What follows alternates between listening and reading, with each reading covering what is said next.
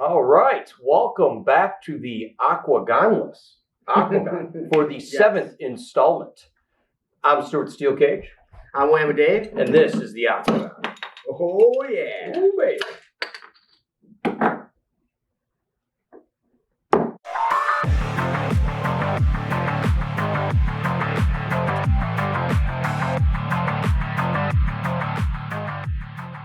Well, I took a little sabbatical last week. As you could imagine, you had to use a lot of nuances to bet on last week's card, or the dog shit of which it was.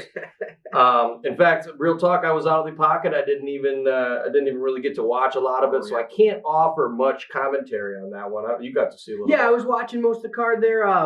Me and Bad Bitch Kate, we tried to put a little show together. Bad Bitch Bets. We hit a few good ones. You know, I had Uriah Hall. And he just did not look like the way I thought he was going to come out and fight that fight. I don't know if it's the age getting to him or he's getting back in his head, but man, he looked bad. He was getting jabbed straight down and straight in the face right off the bat.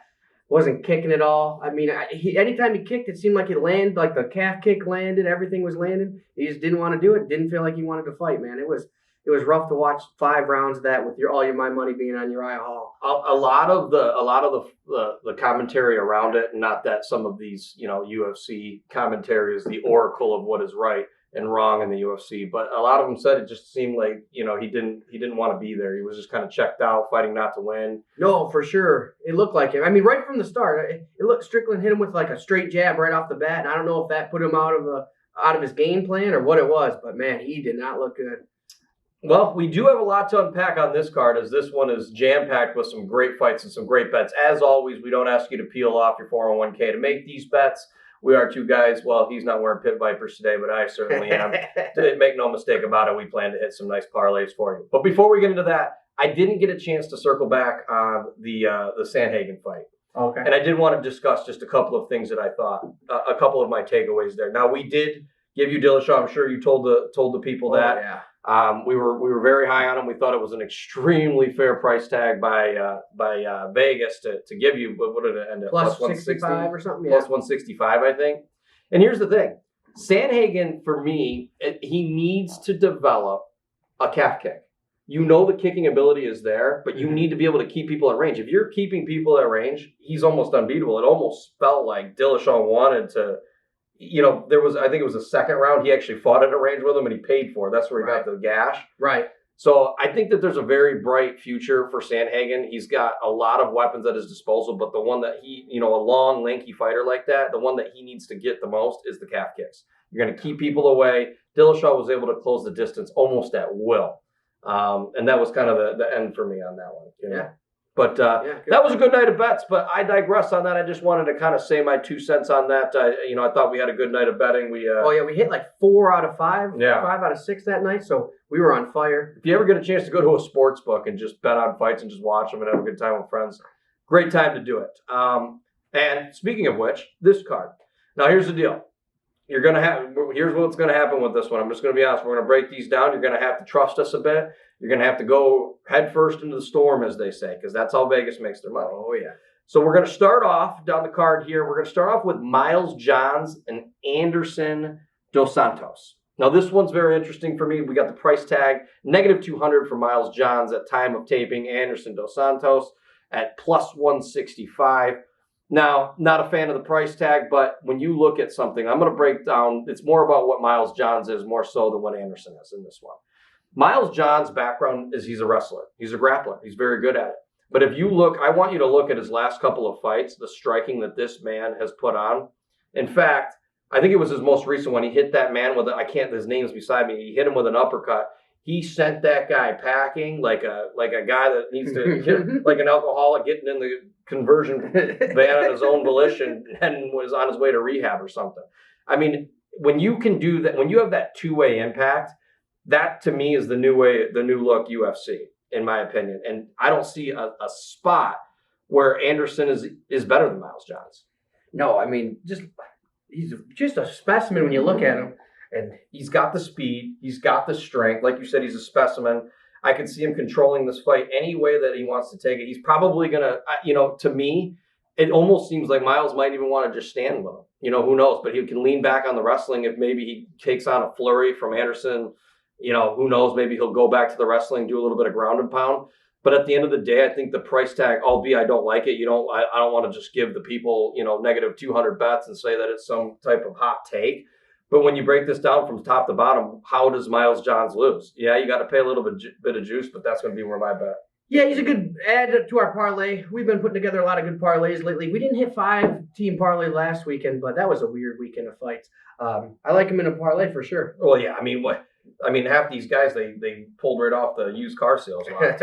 Go put a card of 15 fights or whatever it was. I know a couple of them got kiboshed, but either way. Right. It is what it is. When Sam Alvey's on the main card, you know what you're getting into with that. Now this next one. This one's one of my favorites actually on the card. Manuel Cape versus Od Osborne. Now here's the deal. Od Osborne, he's coming. You're going to get a little bit of recency bias. Now obviously Manuel Cape is the favorite, negative 210, and then Od Osborne plus 160. Now when you look at this on the surface, you're probably saying, well, Od won his last fight via knockout. Mm-hmm. And since entering into the UFC, Manuel, Cape hasn't had the best experience. In fact, he's 0-2. But here's what I'm going to tell you. Look at who Od knocked out. Rivera, who I would argue is one of the worst fighters in UFC history. He's literally the poster child. They just put him in there for some trophy knockout or trophy win. The next fight. Which means nothing. When you look, I think it was Ryzen where Cape did where a lot of his experience came from. When you look at some of that tape, what he was doing to these people and the sheer athleticism, to me, it's this guy's a Swiss Army knife. He's so capable of doing everything, and I love it. The one thing that I think that you're going to really see with this fight that I like is I think he's going to be able to. I think he's just going to knock this guy out. I think he's going to take him up to the cage. He's going to bring him down. I think he's going to ground and pound him. Then I can see Od trying to get back up because Odie's basically what he's going to be looking for is that one trick knockout. Yeah, and if he doesn't get it, he's going to be in a world of pain. Manuel Cape, I think, has a ton of great gas tank. But again, let me just circle back to the original point. What I like best is when you get a guy with this much talent that has lost his last two and his back's against the wall, he's hungry. It's put up or shut up time. It's almost an automatic consideration whenever I see that on a card and Cape fits that bill. Again, at negative 210, you don't like to see it. And you might be saying, hey, listen, he lost his last two. What the? You think I'm going to pay that kind of juice? I'm telling you right now, this is a victory. I think this might be the lock of the night. Really? I don't want to say lock of the night. I like it. Starboy, you're taking him deep. I don't know if you have any different takes on that. No, I like him. You know what? He looks so jacked. He's got a good gas tank, too, on top of that. He's got a great gas tank. Man, now that's a good combination. He's got sheer athleticism. The muscle fibers on this guy just move fucking faster than the people that he's fighting. And some of his fights, and again, like I said, this wasn't UFC. A lot of his highlight tapes, weren't UFC caliber talent. And I understand that there's levels to the game. But I can still see someone with speed, with knockout power, with the ability to grapple. Again, if anywhere this fight goes, I think he has an advantage. And then that might dictate why the price tag is there. Yeah. It might even move. Who knows? I can see people maybe hammering Odie and bringing this line closer. So I might caution you. Money on it. Yeah, maybe wait till you get closer to weigh in or fight time and see what you want to do there, make a decision. I don't see it going much further than negative 210. So, I think the value's you're not going to look at this as a value pick, but you might look at it as a good lock, maybe sprinkle it in on your DraftKings lineup or put them in a couple of parlays, see what happens. Right. I like that. You got anything different you want to offer on this one? On this one, no, I think I'm with you on the Cape. I like him. Well, there it is. We're both on Cape and we're both on Miles Johns, so that's our first two here coming at you. So pre-show, we discussed this one, and we didn't even know if we were going to bring it to you guys, but we had a few things we wanted to talk about. So I said, Dave, you know what? Why don't we just do it? Raise your hand and talk to the class. See what we have out there. I like this. That Carolina Kovachevich versus Jessica Penney. Now, man, a few years ago, you told me you're going to get Kovachevich Kovachevich as a near even fight against Jessica Penney. You would have took that all day. But she has been on a slope, man. 4 losses in a row. She lost to some good contenders right off the bat. I think Jessica Andrade beat her. But then it started really going downhill. And she's looking, I don't know, both these ladies are getting old, and I don't know why they're still fighting. Just in from the studio, though, from Bad Bitch Kate, it just got buzzed into the earpiece that I'm not wearing right now, that Kovachevich actually has lost her last 4. 4? Yeah, that's rough. How the fuck is she even in the UFC? Man, I don't know. What? This might be maybe a maybe they're just throwing that up there to give Penney Get her back into contention because maybe some of they need some women fighters. I don't know. But if I'm getting her at plus 104, the bigger name against someone that's lost their last 4, I mean, that's dog or pass. I don't know that I'm going to put my money on this one, but I'd have to think dog or pass. Man, Norman, I like these women fights. I like breaking them down. It's fun. This one, I'm not seeing the interest in this. These two girls, I think they're just both past their prime. Just not going to have fun with this one. Well, if you do bet on it, this is one where you go make your next drink while it's going on and then come back and see what the results were. But, we threw it out there. I mean, maybe you want to sprinkle it in. Again, for me, if Jessica Penney, definitely the bigger name. I don't think either of them probably have a very nice look back of their last, 4 or 5 fights. But, if I'm getting plus money with the bigger name versus someone that's on a pretty big skid, probably one that would determine that you shouldn't be in the UFC right now. Maybe it's worth a try. I say you watch the weigh-ins, and if Carolina looks good at the weigh-ins, you take her. That's what I'm saying. So it's a weigh-in bet. Yeah, if she looks beat down and kind of worn out at weigh-ins, don't touch it. If she looks good, I take the favorite then. Okay, that's where I'm at. I like that because that's I think our second weigh-in bet simply because Kate, we're saying we think that line might actually move to your favor if you're taking Kate. Yeah. Kate, and if you're taking Odie, you should bet it right now. Yeah. All right. Now this next one that I'm about to go over with you is the height of irresponsibility. Okay. I did win on him. Some would argue there was a little bit of an acting job. Ed Herman. Okay. Crazy Ed Herman plus 195 versus Alonzo Menfield at negative 245. Now, Ed Herman, he's 40 years of age.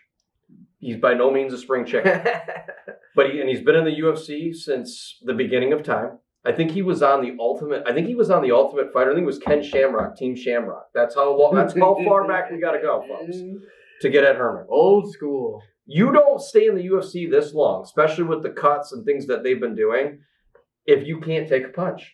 And the thing about Ed Herman is, man, he is a dog. He don't die. You know what I mean? He just stays in there. And you brought up a very good point, which I'll let you give to the people about Menfield. Yeah, Menfield, what was it? I was watching some tape on him. He's so big and strong looking. Like, it looks like this guy could go out and, pose for the Olympia. And I just don't think he's going to have what it takes to put Ed Herman away early. Correct. And he's going to gas. I mean, he was looking good against Open St. Peru. I think he got a little tired, a little sloppy. Peru put him away. They beat Charant. I don't even know who that really is. I can see this being a flute choke on him. Yeah, well, I mean, that's a power move. Here's the thing. I see this breaking. This is how I see the path to victory. Okay. Again, Ed Herman, not the best fighter. He's a shell of what he used to be, but he can take damage. That's one thing that we know about Ed Herman. And we like that. We're going up against a musclehead. We've all seen how these muscleheads, they can't go 3 rounds. I do feel that Ed Herman, if he's going to win, he's going to have to outpoint him for 3 rounds. I don't see him knocking him out. I see him trying to knock him out in the first round, overexerting himself, gassing the second round. And the thing is, too, Ed Herman is dangerous. Yeah. I mean, he can he can submit you from anywhere. And that's where, if he gets his takedown, he'll probably ground and pound him a bit, maybe steal the round, maybe get the submission if he's tired enough, depending on how much it is. I can see him going in and phasing Ed Herman at the beginning. Maybe even getting him down a little bit, but not putting him out. And then he's just going to come out in that second round gassed. And then from there, you might just see an Ed Herman show. He just starts grinding. The 40-year-old lives on again. And I won a lot of money on Ed Herman last time, even though some would argue it was a little bit of an acting job. I don't give a shit. I'm riding the wave until he's 45. Keep winning, baby. I might even go till he's 50. I don't give a shit. Maybe 49, then 50 will stop it. But I don't care. I'm on Ed Herman train. You win me money. You're going against a musclehead who also hasn't looked so good in his last couple of fights. Yeah. You know what I mean? Like you said, in St. Peru, is he even OSP's nothing special anymore? No, he's been on a downslide. So that's not even that impressive. When you lose to him, you're in big trouble. I mean, OSP should be in Bellator right now, but he's just skipping that step and going to go right to retirement, I feel. But in any case, I digress on this one. This next one, we were. I think you were a little bit back and forth. Casey Kenny versus Song Yadong. So I'll give you the lines first. It's pretty close. Casey Kenny, a slight favorite at negative 122, but you're going to pay the juice for Song Yadong as well at negative 102. So we got a double in the Vegas favoritism here. Now, my take on this is Casey Kenny, I think, is a very well-rounded fighter. I think when you look at his last fight commentator. Damn it, what's his name? Dominic Cruz. Dominic Cruz, thank you. You look at the Dominic Cruz fight, it was a great fight. Mm-hmm. He fought Dominic Cruz. I don't think Dominic Cruz is over the hill. No. I think he was just fighting some of the top tier talent in the UFC. In fact, I believe we bet on Dominic Cruz. Yeah. I mean, I think we were getting plus money with Dominic Cruz. And we said we have to do it. And that's the thing. There's good. levels to this game. I still think, and just the same thing that I just talked about at the beginning of the show with Sandhagen. Sandhagen's going to be an excellent UFC fighter. There's just some things that he needs to figure out. You can't just be a one-trick pony or have these flashy, not like things like that. Doesn't work. Dominic Cruz has a very difficult style to train for, especially someone that's kind of newer onto the scene. I don't want to say, new onto the scene, but newish, if you will. Right. An up-and-comer, so to speak. Right. And I think that's why I think that Casey Kenny's maybe not you're getting a good line on him simply because of that. Mm-hmm. Now, you were thinking about Song Yadong. I don't know if you're still there. Song Yadong. You know what? Talk about new. I mean, this guy's only 23 years old. I think it's his second fight at Team Alpha Male. Team Alpha Male has been on fire lately. I think they got something's starting to click over there that, I mean, they've always been a great camp, but man, something's really, I think they won 3 fights 2 weekends ago. Every time Uriah Faber is in that corner, it seems like they're winning a fight, man. So I like him. He's young. He had a lot to learn. Maybe he's starting picking up alpha males tendencies, and I think he's going to come out strong and really shock some people with this fight. I think I'm going to be on Yadong on this one. One thing I think that's like when you talk about alpha male, which is a good point that I love about Team Alpha Male, is their fighters come out with very good gas tanks. Yes. I mean, can you name a fucking alpha male fighter that doesn't have a great gas tank? You really that's not willing to just go in there and die. I mean, that to me, when you're betting, that's a good sign. If you got a guy that's not going to quit, a guy that's willing to go the distance, I think that's huge for your betting because you're never out of it. And it makes you feel good while you're betting it. All those things aside, I think this was good matchmaking by the UFC, and I think it's going to be a really good fight. One of the better ones on the card. Yeah, I mean the odds represent that too. I mean, right at even basically. Yeah, you're not going to be killing the bookie with either one of these odds, but I think it's a good one to bet. I think I'm Casey Kenny. Are you? Yeah, I'm going to be on Song Yadong. All right, so we're going to do a split on that. Ooh, you know what? One thing that's interesting that we didn't do. But I think it's fitting. This is pro bono. People coming off film. We're going to take a shot on this one. Usually you do, like the loser has to take the shot. We're going to take the shot to lock the bet in, and then we'll take more shots after winner or loser. Shots, more shots. We'll see what's happening. Cheers. We do plan to potentially give you some live updates. We're going to actually be in Vegas for this one. I know the fight's not in Vegas, but we're just simply Vegas is the Mecca. We're just going to simply be there making our annual donations to Vegas. Yeah. Those hotels don't get any smaller, people. You know what I'm saying? Anyhow. Take it from the sports book, give it to the casino. Exactly. All right. The next little sizzle we have to offer you is a chick fight. And Whammy Dave loves him some chick fights. That's my favorite. I feel like you get the best value on these women's fights, man. I mean, you got Tisha Torres as the favorite against Angela Hill. Minus 130 I'm looking at right now. And Tisha Torres, I feel like she's the kind of lady that she looks like she would be good. Everyone talks like she's good. And I just don't see it. I don't think she's that good. And on the other hand, you got Angela Hill. She lost 2 of her last 3.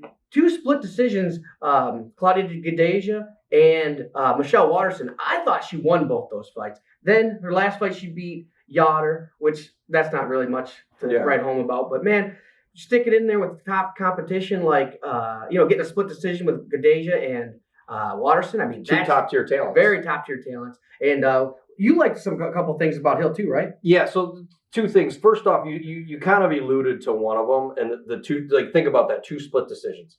Angela Hill doesn't have the best record, but I swear when she's in there, I mean, she is a dog with a lot of heart, and that does... Listen, that might not get you very far in, like, I don't know, other sports, but when you're in there mano-a-mano and fighting, that shit matters. Mm-hmm. And she's going the distance with top-tier talent.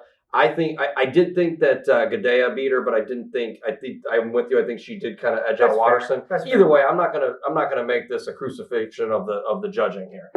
The point being is that Angela Hill's been fighting top-tier talent and being in there with them, and to the point where, hey, 2 people, one wearing pit vipers, we think that, maybe she won.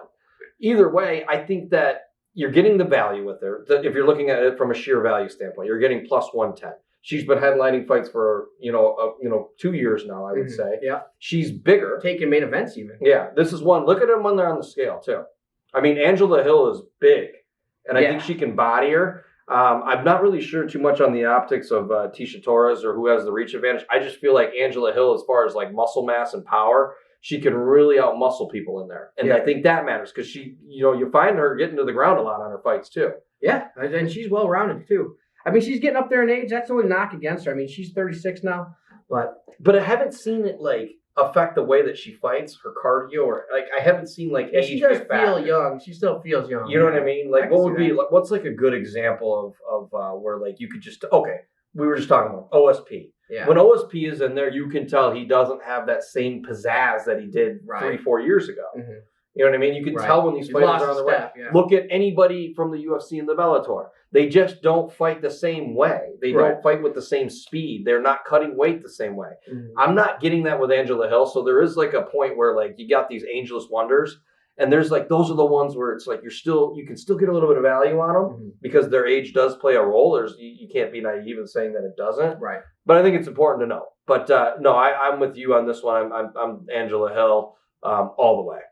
Okay. So I think that's a good one. The Angela Hill, we got her at plus 110. So get a little bit of dog money on that one. All right. Moving on up the card, we do have, this one is a very, very good one, I think. We were kind of back and forth because we like to text and do show notes and kind of talk these things out. Obviously, before we get on camera, we're not too reckless with it. We have Michael Chiesa and Vincent Luque. Okay. Very, very good matchmaking here. I want your take first. So first thought, man, I thought when Jason went up to 170, he looked great at 170. And for some reason, I had in my head that Jason was a great pick as a dog. And then I started to think, he has beat a few people that is a little questionable when you start looking at it. It's Diego Sanchez. Neil Magny. Neil Magny, RDA.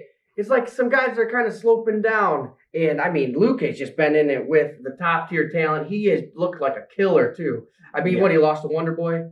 But, man. I mean, and that's not looking so good right now that he lost to Wonder Boy. But, knockouts, things like that, I mean, they happen. Fights happen. Winners, losers, all that kind of shit. When I look at Luque and I look at Chiesa, what does Chiesa like to do? He likes to take you down and just sit there. He doesn't do a lot of – the one thing that's important to note about Chiesa, when he takes you down, he doesn't do a lot. Like, you could literally land elbows on this guy from the ground and still edge out the round even if he's on top of you. He's not like very active in there. Right. In a point fight. Now let's go to the other side. Luque, showing some very good takedown defense as of late. Yeah. And he has one-hit knockout power. He is a beast. He simply fucking has it. He does. And let's take a look at the line. This is important to know as well. You're getting negative 100 and negative 124. Very similar to the line we just went at. Okay, you're not going far either way. And then you got to look at what the tools these fighters have. It's not always, how is he going to win? He's going to leg kick him and do this and do that and all this fancy shit that other people will give you. I want to literally just speak to what does the tools that Vincent Luque has versus Chiesa. Chiesa, if he stands and bangs with him, he's dead. If he takes him down, okay, maybe he stands a chance. But is he going to be able to take him down and outpoint him for 3 rounds? Do you see that happening? Man. Has he been active? He fought Neil Magny. And then what did you do before that? Oh. Well, you know what he's been doing? Shooting commercials. Yeah. Doing the UFC Tonight. Being an analyst. Yeah. I mean, I think we saw him on the Tough House making a surprise appearance. I mean, I know that he's doing the smart thing. Listen, that's a business move. I'm not going to hate a man for his business moves. It's great. Look at we've talked about this with Conor McGregor. He's, even after all these losses and fighters want to get mad, he's still going to headline the next one. It's still going to be the biggest buy ever, and you're still going to want to be on that pay-per-view because you're going to make a lot of guap off of it. I'm with that. But he ain't Conor, bro. He ain't Conor. And make your business moves, but when you do that, you're focused on the next thing, which I'm not arguing that that's a bad idea because fighting doesn't last forever, especially if you're of the talent pool of Chiesa. I mean, you're not going to be someone that's going to make tons of money on this down the line till you're 40, like our boy Ed Herman. Anyhow. I got a couple of things. Chiesa has 2 unforgivable things for me still, too. Crying about the bus incident with Conor. Yeah. Making a fit about it. You had a paper. That's number 1. And number 2, he got choked almost unconscious where he was flailing by Kevin Lee and complained about it like a little whiner, man. Yeah. I mean. And he got mad at Kevin Lee for talking about his mom. Well, yeah. That's true. And he lost, and he took a punch there. I mean, But yeah, I mean, there's 3. So 3 strikes, you're out on and my book, man. the Kevin Lee loss doesn't even look good because Kevin Lee didn't do much after that. Yeah, Kevin Lee didn't do shit after that. So we're Team Luke here. Yeah, I just think when you top to bottom, you weigh this out, I don't see, and you're getting a great line. I mean, goodness gracious, -124 for Vincent Luque. They're putting a lot of love into Chiesa, and he's just focused on that next thing, which is good, but it's not good if you're going to put my money on it. Luque all the way on this one. All right, this next one. This is that one. I tell you every show, there's one that we don't really know what we're going to do, or at least I don't really know what I'm going to do, and we're just going to talk this one out with everybody and kind of make a pick at the end of it, because I am going to bet this fight like a maniac. I'm going to be in Vegas. I can fucking do that. I got to take a couple of hits either there, here or there.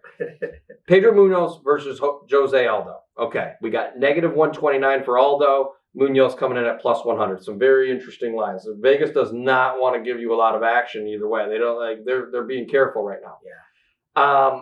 But I think the line is close, rightfully so. I mean, as we just said, we don't really know what side we want to pick, and it's not because of the line, it's because of the fighters.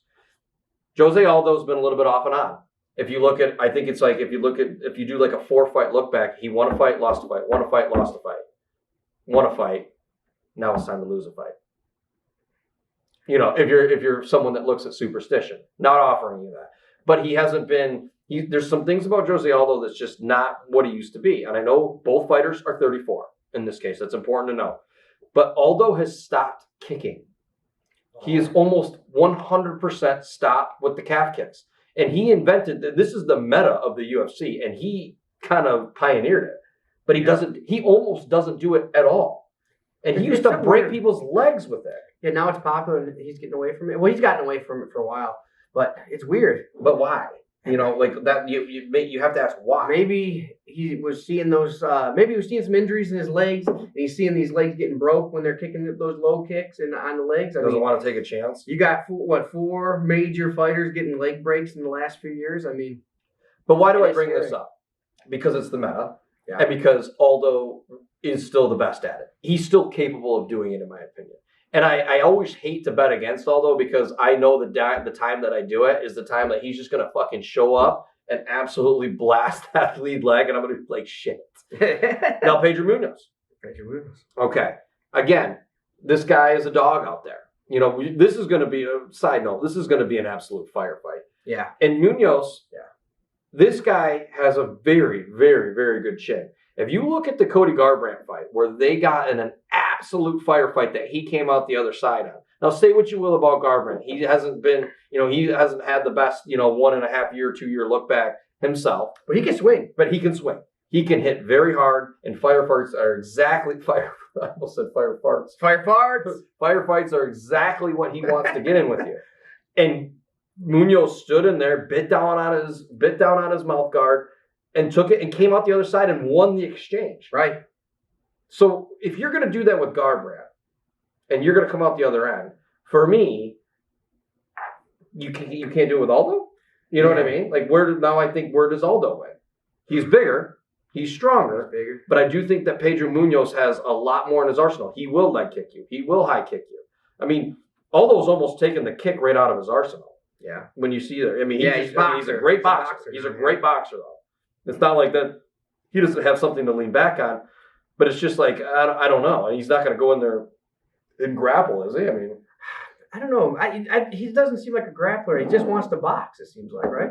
I don't know. I would pick Munoz hands down without hesitation if I don't see that Frankie Edgar loss 1 year ago. Frankie Edgar loss. I mean, Frankie Edgar's a smaller fighter in that weight class, and he's reaching the end of his career. How did he beat him?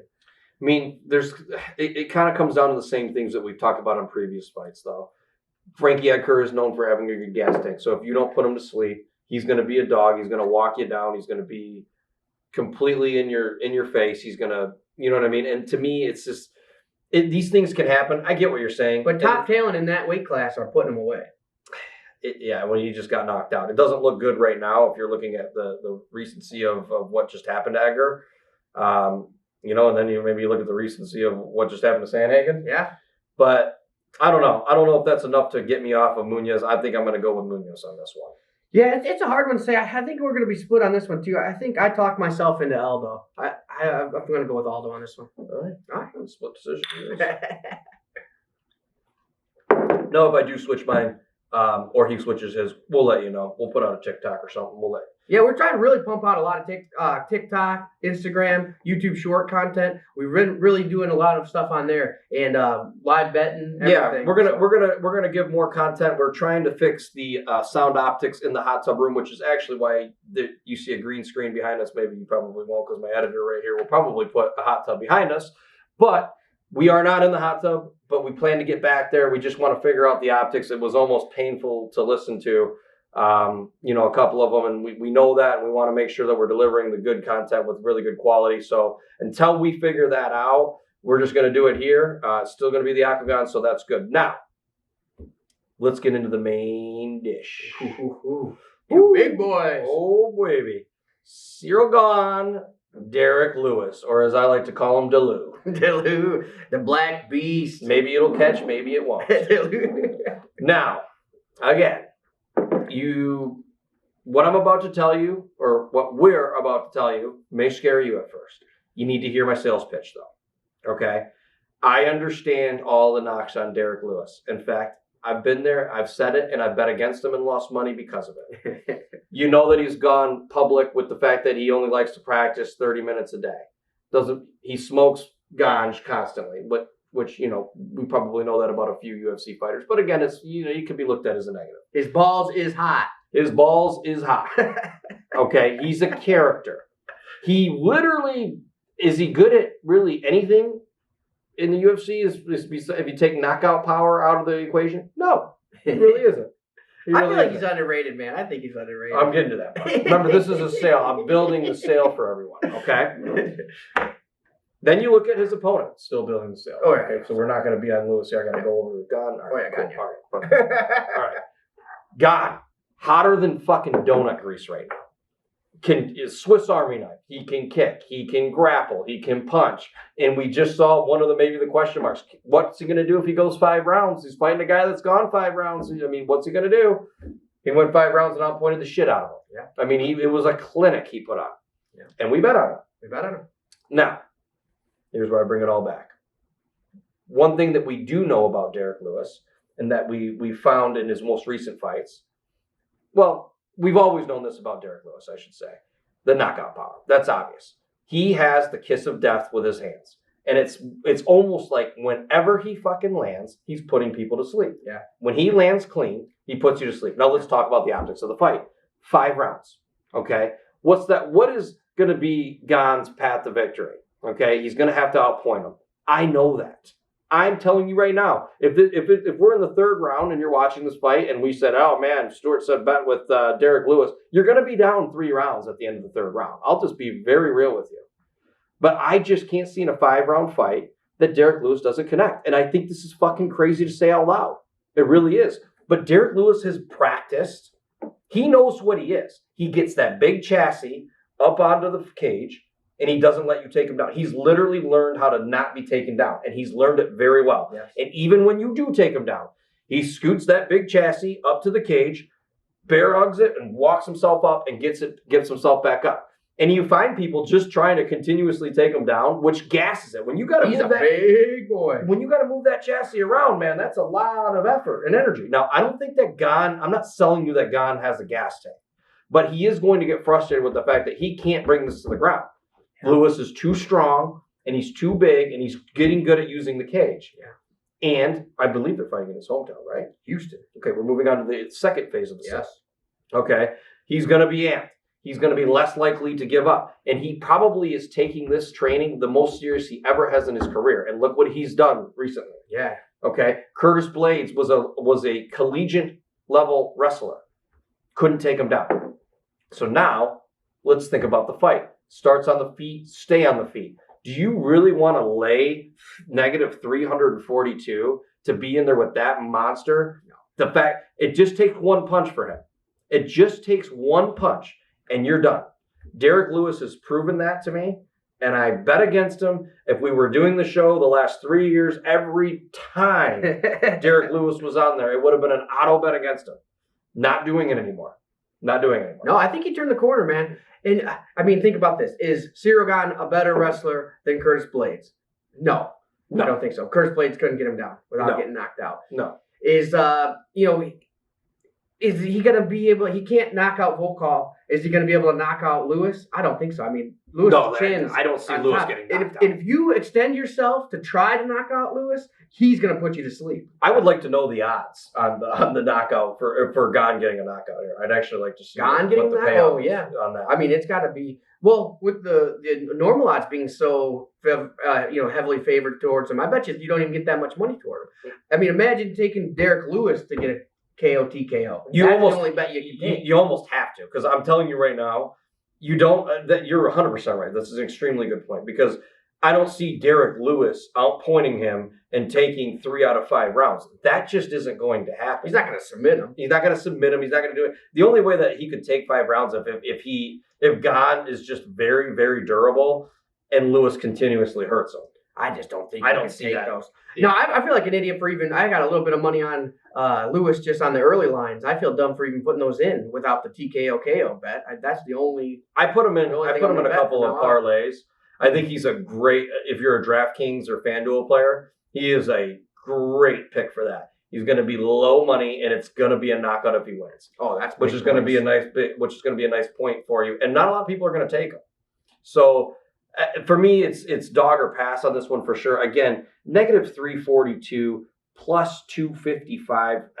There's no value to take Gane, and all the values on Lewis. Yeah, everything there. I mean, you're gonna have fun trying to wait for that knockout. You're gonna have more fun betting on Lewis. You're gonna sit there and wet your jockstrap for 5 rounds that he doesn't take the kiss of death punch from. Oh yeah, if you bet on Gane, you're gonna be sweating that whole fight, waiting for one down cork, and you're not gonna have fun doing that. So know what's gonna happen.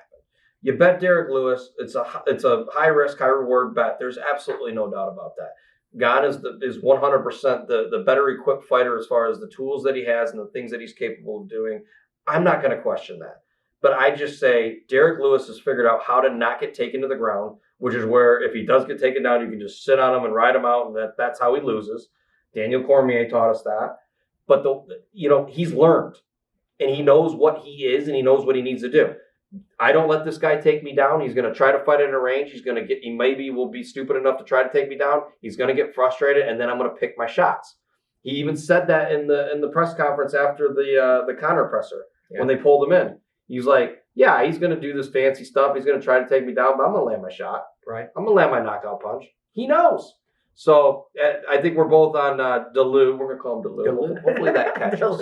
Delu on this one. Derek Lewis plus 255. Right now, time of taping. That is all we have, unless you have anything you'd like to add. No, man. I think we did good. We got a couple disagreements here. We'll settle those next week with a couple shots. But I think we're good. But hopefully you win some bets this week, and maybe enough where you can have a hot tub in your house. You know what I'm saying? See you next time.